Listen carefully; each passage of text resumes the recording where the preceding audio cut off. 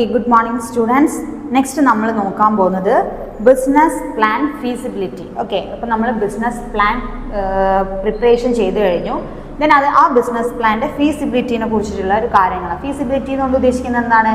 ആ ബിസിനസ് പ്ലാൻ്റെ ഒരു സാധ്യത അല്ലേ, നമ്മളിപ്പോൾ റിട്ടേൺ ഡോക്യുമെൻ്റ് ആക്കി വെച്ചതാണ് ബിസിനസ് പ്ലാനിനെ. ഇനി ആ പ്ലാൻ ഇംപ്ലിമെൻറ്റ് ചെയ്യുന്നതിനെ കുറിച്ച് അല്ലെങ്കിൽ അതിന് ആ ഒരു പ്ലാന് ആവശ്യകത ഉണ്ടോ ഇല്ലയോ എന്നതിനെ കുറിച്ചിട്ടുള്ളൊരു സ്റ്റഡിയാണ് ഫീസിബിലിറ്റി സ്റ്റഡി കൊണ്ട് ഉദ്ദേശിക്കുന്നത്. അതിൽ ഫസ്റ്റ് എന്താണ് നോക്കാൻ പോകുന്നത്? പ്രോജക്റ്റ് ഫീസിബിലിറ്റി അനാലിസിസ് അല്ലേ. ഇപ്പോൾ നമ്മൾ പറഞ്ഞ തന്നെ നമ്മൾ ഈ പ്രോജക്റ്റ് നമുക്ക് അതിനെക്കുറിച്ച് ഈ മാർക്കറ്റിൽ നമ്മൾ ഇറക്കുന്നതുകൊണ്ട് അല്ലെങ്കിൽ ആ പ്രോഡക്റ്റ് സർവീസസ് കൊടുക്കുന്നതുകൊണ്ടുള്ള നമുക്ക് സാധ്യത ഉണ്ടോ എന്നതിനെ കുറിച്ചുള്ള ഒരു പഠനത്തിനാണ് ഈ പ്രോജക്റ്റ് ഫീസിബിലിറ്റി അനാലിസിസ് കൊണ്ട് ഉദ്ദേശിക്കുന്നത്.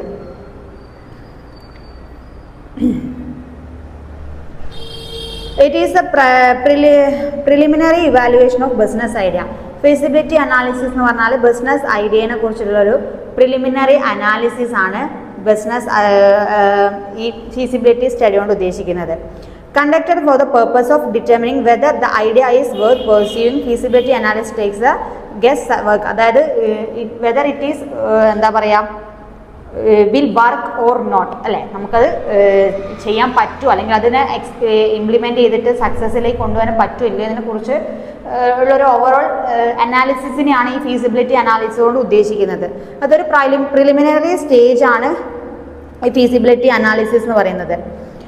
Feasibility studies also can provide a company's management with crucial information that could prevent the company from entering blindly to the risk. അല്ലേ, നമുക്ക് കമ്പനീൻ്റെ റിസ്ക് ലെവലിനെ കുറിച്ചിട്ടും പിന്നെ എന്താണ് പറയുന്നത്, കമ്പനി ഇപ്പം ഒരു കാര്യത്തിലേക്ക് ബ്ലൈൻഡായിട്ട് ഈ ബിസിനസ് ഒന്നും നോക്കാണ്ട് ഇറങ്ങണോ എന്നതിനെ കുറിച്ചൊക്കെ ഒരു കംപ്ലീറ്റ് ഒരു ധാരണ നമുക്ക് ഈ ഫീസിബിലിറ്റി സ്റ്റഡി ഉള്ളതുകൊണ്ട് നമുക്ക് ഉണ്ടാക്കിയെടുക്കാൻ പറ്റുന്നുണ്ട്. ഓക്കെ, അല്ലെങ്കിൽ എന്തൊക്കെ ഇമ്പ്രൂവ് ചെയ്യണം, നമ്മളിപ്പോൾ പ്ലാൻ ചെയ്തതിനെക്കാളും മികച്ചതായിട്ട് വേറെ എന്തെങ്കിലും ഉണ്ടോ, എന്തെങ്കിലും ഇമ്പ്രൂവ്മെൻറ്റ്സ് ഡെവലപ്മെൻറ്റ്സ് ഒക്കെ വരണോ എന്നൊക്കെയുള്ളതിനെ കുറിച്ചൊക്കെ ഉള്ളൊരു ടോട്ടൽ അവയർനെസ് ഒരു ധാരണ കിട്ടുന്നതിനാണ് ഈ പ്രോജക്റ്റ് ഫീസിബിലിറ്റി അനാലിസിസ് കൊണ്ട് ഉദ്ദേശിക്കുന്നത്. ദെൻ നമ്മൾ നോക്കുന്നത് ഇതിപ്പോൾ പ്രോജക്റ്റിൻ്റെ ഫീസിബിലിറ്റിയാണ്. Then technical feasibility analysis. Technical അനാലിസിസിനെ കുറിച്ചാണ് പറയുന്നത്. അതായത് എന്താണ് പറയുന്നത്? ടെക്നിക്കൽ അനാലിസിസ് എന്ന് പറഞ്ഞാൽ technical feasibility refers to the ability of the process to take advantage of the current state of art technology in pursuing further improvement. The technical capability of the person as well as the capability of the available technology അല്ലേ. Technical അനാലിസിസിനെ കുറിച്ച് പറഞ്ഞാൽ അതായത് ഇപ്പം നിലവിൽ നമുക്ക് ഒരു project ഉണ്ട്, അതിലുള്ള ഇപ്പോഴത്തെ ടെക്നോളജി മതിയോ ഇനിയും അല്ലെങ്കിൽ കുറച്ചുകൂടി അഡ്വാൻസ്ഡ് ആയിട്ടുള്ള ടെക്നോളജീസ് വേണോ, അതിന് എത്ര കോസ്റ്റ്, അതിൻ്റെ ഒരു ചിലവ്, അല്ലെങ്കിൽ ഇപ്പോൾ ഉള്ളതിൽ വെച്ചുകൊണ്ട് തന്നെ നമുക്ക് ഇപ്പോഴുള്ള ടെക്നോളജീസ് തന്നെ നമുക്ക് കുറച്ചും കൂടി വെച്ചിട്ട് നമ്മളെ പ്രോഡക്റ്റോ സർവീസസിനെ ഇമ്പ്രൂവ് ചെയ്യിക്കാൻ പറ്റുമോ എന്നതിനെക്കുറിച്ചൊക്കെ ഉള്ളൊരു ഓരോന്നിനെ കുറിച്ചിട്ടും ഇപ്പോൾ ടെക്നിക്കലായാലും മാർക്കറ്റിംഗ് പ്രോജക്റ്റ് ഓരോ വസ്തുവിനെ കുറിച്ചിട്ടുള്ളൊരു പഠനത്തിന് റിസർച്ചിനെയാണ് നമ്മൾ പറയുന്നത്. അപ്പോൾ ടെക്നിക്കൽ അനാലിസിസ് കൊണ്ട് ഉദ്ദേശിക്കുന്നത് അത് തന്നെയാണ്.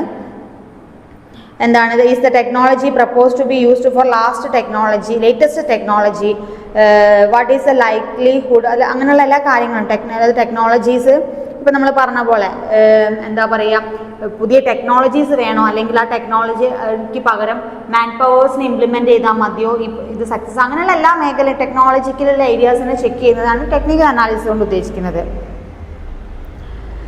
അതിൽ ടെക്നിക്കൽ അപ്രൈസലിൽ വരുന്നതാണ് എന്ത്?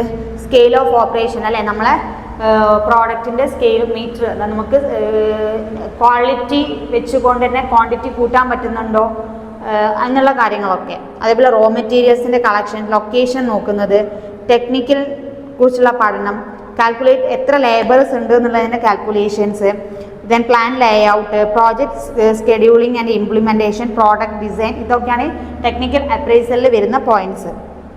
ദെൻ നമ്മൾ നോക്കാൻ പോകുന്നത് മാർക്കറ്റ് ഫീസിബിലിറ്റി അനാലിസിസ്. ഈ മാർക്കറ്റിനെ കുറിച്ച് ഇപ്പോൾ പ്രോജക്റ്റ് നോക്കി ടെക്നിക്കൽ നോക്കി മാർക്കറ്റ് ഫീസിബിലിറ്റി അനാലിസിസ്, മാർക്കറ്റിനെ കുറിച്ചിട്ടുള്ളൊരു പഠനം. അതായത് എന്താ? This is the one of the most important sections of the feasibility study as it examines the marketability of the product or services and convince investors that they are potential market for the product services അല്ലേ. നമ്മൾ മാർക്കറ്റിനെ കുറിച്ചിട്ടുള്ള പഠനം. നമ്മളെ പ്രോഡക്റ്റും സർവീസസും എന്താണ് മാർക്കറ്റിന് suitable ആയിട്ടോ അതിൽ എന്താ പറയുക ഇൻവെസ്റ്റേഴ്സിനെ കൺവിൻസ് ചെയ്തെടുക്കുന്നതിനെയാണ് നമ്മൾ എന്താ പറയുക മാർക്കറ്റ് ഫീസിബിലിറ്റി സ്റ്റഡി. നമ്മളെ പ്രോഡക്റ്റിനെയും അല്ലെങ്കിൽ നമ്മൾ കൊടുക്കാൻ ഉദ്ദേശിക്കുന്ന പ്രോഡക്റ്റ് ആയാലും സർവീസസ് ആയാലും അതൊരു ഇൻവെസ്റ്റേഴ്സിലേക്ക് എത്തിക്കുക, അത് അവരെ കൺവിൻസ് ചെയ്തിട്ട് അതിനെ മാർക്കറ്റ് ചെയ്യിക്കുക. അപ്പോൾ ആ മാർക്കറ്റിനെ കുറിച്ചിട്ടുള്ള ഒരു ധാരണ ഉണ്ടാക്കിയിട്ട് അത് ആ പ്രോഡക്റ്റ് അതിന് സ്യൂട്ടബിൾ ആണെന്ന് കൺവിൻസ് ചെയ്യിച്ചുകൊണ്ട് ഇൻവെസ്റ്റേഴ്സിനെ കൺവിൻസ് ചെയ്യിക്കുന്നതിനെ ചെയ്യിച്ചിട്ട് നമ്മളെ പ്രോഡക്റ്റിനെ ഇറക്കുക അല്ലെങ്കിൽ സർവീസിനെ കൊടുക്കുന്നതിനാണ് മാർക്കറ്റ് ഫീസിബിലിറ്റി സ്റ്റഡി കൊണ്ട് ഉദ്ദേശിക്കുന്നത്. ഓക്കെ,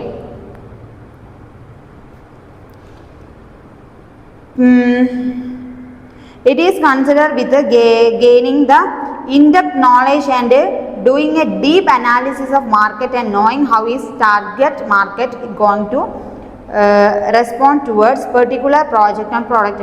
നമ്മൾ പറഞ്ഞു നമ്മളെ പ്രോഡക്റ്റിനെ അല്ലെങ്കിൽ പ്രോജക്റ്റിൽ നമ്മളെ കസ്റ്റമേഴ്സിനെ കുറിച്ചുള്ള ഒരു നോളജ് നമുക്ക് കിട്ടും. അത് അവരെങ്ങനെയാണ് അതിനെ നോക്കി കാണുന്നത് എന്നുള്ളതിനെ കുറിച്ചും അതിനൊരു ഇൻഡെപ്ത് ഐഡിയ നമുക്ക് ഉണ്ടാക്കാനായിട്ടൊക്കെ ഈ മാർക്കറ്റ് ഫീസിബിലിറ്റി അനാലിസിസ് കൊണ്ട് പറ്റുന്നുണ്ട്.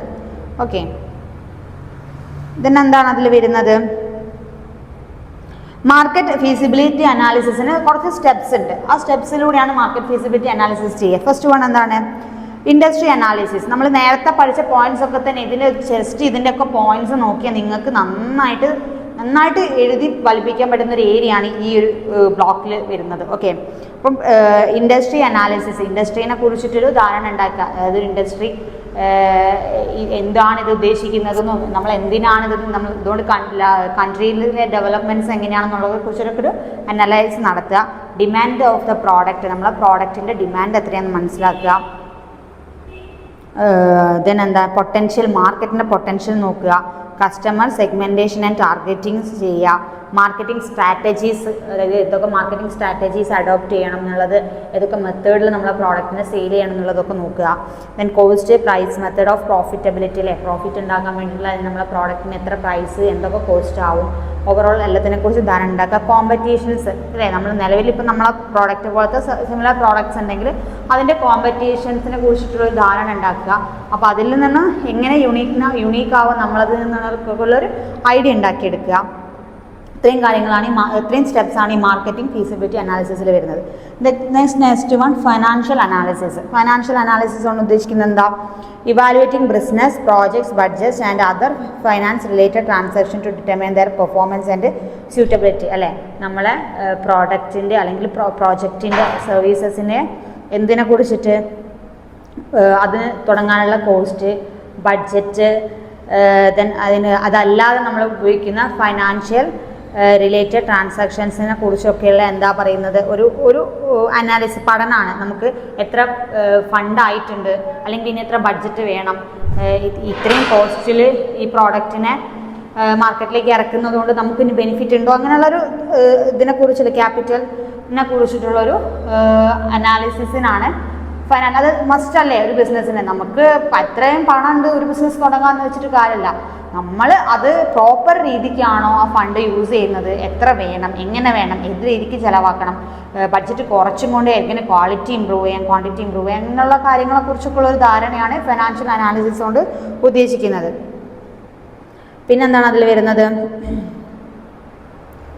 Financial analysis will include analysis of data with regard to എന്തൊക്കെ ഡാറ്റ, ഫൈനാൻഷ്യൽ അനാലിസിസിൽ എന്തൊക്കെ ഡാറ്റാസ് ആണ് ഇൻക്ലൂഡഡ് ആയിട്ടുള്ളതെന്നാണ്. ഫസ്റ്റ് വൺ ക്യാപിറ്റൽ റിക്വയർമെൻറ്റ്സ്, അല്ലേ നമ്മൾ പറഞ്ഞ പോലെ എത്ര ക്യാപിറ്റൽ, ആരൊക്കെയാണ് ഷെയർ ഹോൾഡേഴ്സ്, ആരൊക്കെയാണ് ഇത് നമ്മുടെ ബിസിനസ്സിൽ ഇൻവെസ്റ്റ് ചെയ്യുന്നത്, എത്രയൊക്കെ ക്യാപിറ്റൽ വരുന്നുള്ളത് എന്നതിനെ കുറിച്ചൊരു ധാരണ.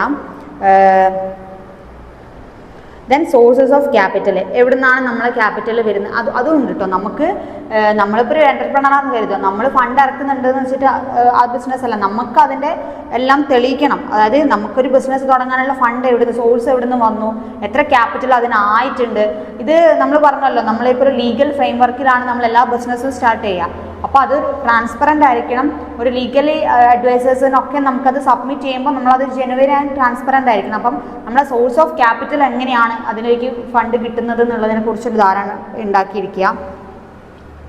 ദെൻ വർക്കിംഗ് ക്യാപിറ്റൽ, എത്ര വർക്കിംഗ് ക്യാപിറ്റൽ, അത് ബിസിനസ് തുടങ്ങിയിട്ടും എന്താ പറയുക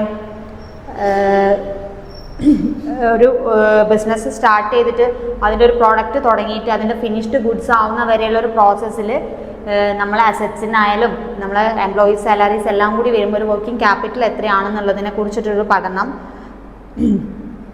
ദെൻ എന്താണ് അതിൽ ഒരുപാട് പ്രോഫിറ്റ് ആൻഡ് ലോസ് അനാലിസിസ് വരുന്നുണ്ട്. വർക്കിംഗ് ക്യാപിറ്റൽ അനാലിസിസിൽ വരുന്നതാണ് പ്രോഫിറ്റിനെ കുറിച്ചും ലോസിനെ കുറിച്ചും, അതുപോലെ cash flow analysis, break even point, balance sheet. അതൊക്കെ പറഞ്ഞാൽ ഇപ്പോൾ ഒരു പ്രോഡക്റ്റ് നമ്മൾ സ്റ്റാർട്ട് ചെയ്തിരിക്കുക.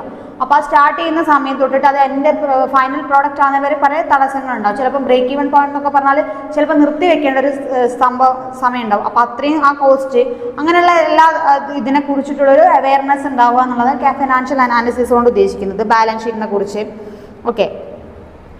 അപ്പോൾ അത്രയും കാര്യങ്ങളാണ് എന്തിൽ വരുന്നത്, ഫൈനാൻഷ്യൽ അനാലിസിസ് കൊണ്ട് ഉദ്ദേശിക്കുന്നത്. ദെൻ എന്താണ് എൻവയോൺമെൻറ്റൽ അനാലിസിസ് ആൻഡ് റെഗുലേഷൻ. എന്താണ് എൻവയോൺമെൻറ്റൽ അനാലിസിസ് എന്ന് പറഞ്ഞാൽ എന്താ? എൻവയോൺമെൻറ്റിനെ കുറിച്ച് ഇപ്പോൾ നമ്മൾ ഫൈനാൻസ് ചെയ്തു, ഇനി എൻവയോൺമെൻറ്റിനെ കുറിച്ച്, അതായത് നമ്മളെ ബിസിനസ് എൻവയോൺമെൻറ്റൽ ഫ്രണ്ട്ലി ആണോ, ഹാംഫുൾ ആണോ, അല്ലെങ്കിൽ പൊല്യൂഷൻസ് കൂട്ടുന്ന ടൈപ്പ് ആണോ, അങ്ങനെയൊക്കെ ഉള്ളതിനെ കുറിച്ചിട്ടൊരു ധാരണ നമുക്ക്. അതുകൊണ്ട്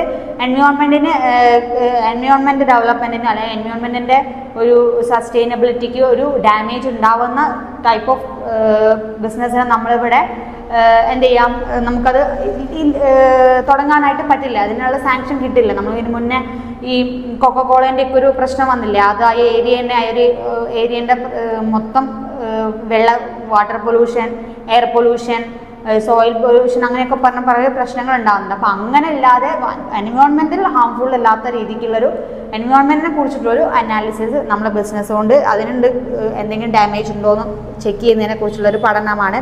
അതിൻ്റെ അതേപോലെ നമ്മുടെ പ്രോഡക്റ്റ് നമുക്ക് കമ്പനീസ് സ്റ്റാർട്ട് ചെയ്യുന്ന സമയത്ത് ഇതിൻ്റെ വേസ്റ്റ് ഡിസ്പോസബിൾ പ്രോപ്പർ രീതിക്കുള്ള വേസ്റ്റ് ഡിസ്പോസബിൾ ആണോ, അതിൻ്റെ പൊളിറ്റിക്കൽ ആൻഡ് എൻവയോൺമെൻറ്റ് റെഗുലേഷൻസ് അല്ലേ, നമ്മളത് കറക്റ്റായിട്ട് നോക്കും. നമ്മളൊരു ബിസിനസ് ലോഞ്ച് ചെയ്യുന്ന സമയത്ത് അതിൽ വേസ്റ്റ് ഒക്കെ എങ്ങോട്ട് പോകണം, വേസ്റ്റ് എന്ത് ചെയ്യണം എന്നൊക്കെ ഉള്ളതിനെ കുറിച്ചൊക്കെ ഉള്ളൊരു പഠനമാണ് എൻവയോൺമെൻറ്റൽ അനാലിസിസ് ആൻഡ് റെഗുലേഷനിൽ വരുന്നത്.